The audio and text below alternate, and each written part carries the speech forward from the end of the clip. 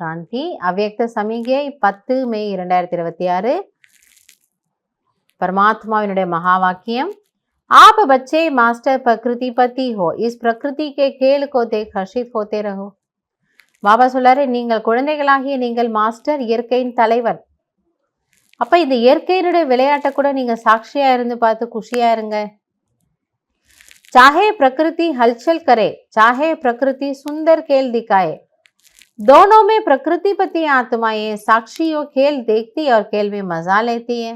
ஆக இயற்கை உங்கள் முன்னால் ரம்யமான காட்சிகளையும் காட்டலாம், இல்லை பயங்கரமான காட்சியும் காட்டலாம். எங்கேயோ வெள்ளம் வரலாம், இல்லை நடக்க வரலாம், ஏதோ ஒன்று ஆகலாம். பட் இயற்கையை வென்ற ஆத்மாக்கள் ரெண்டுத்துலேயும் கவலைப்படுறதில்ல, இரண்டிலுமே சாட்சியாக இருந்து விளையாட்டை பார்த்து குஷியாக இருக்கிறாங்களாம். घबराते नहीं है, ஸோ பயப்படுறதில்லை.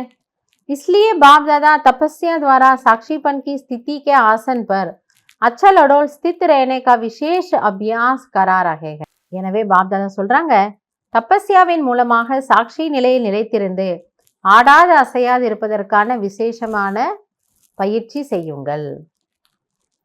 இயற்கையின் மூலமாக ஏதாவது டெஸ்ட் பேப்பர் வந்தாலும் நான் மாஸ்டர் பிரகிருதி பத்தி அந்த ஒரு நினைவு, அந்த ஒரு ஸ்திதியில இருந்து சூழ்நிலை என்ன பண்ணுங்க, ஹேண்டில் பண்ணுங்கிறார்.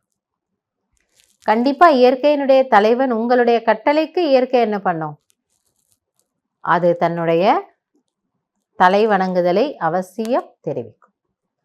உங்களுடைய கட்டளைக்கு கீழ்ப்படிதல் உள்ள இயற்கை. எனவே இயற்கையினுடைய சிச்சுவேஷன்ல கூட நீங்க என்ன ஆக வேண்டாம், கவலைப்பட வேண்டாம், குழப்பத்துல வர வேண்டாம். நல்லது. ஓம் शांति।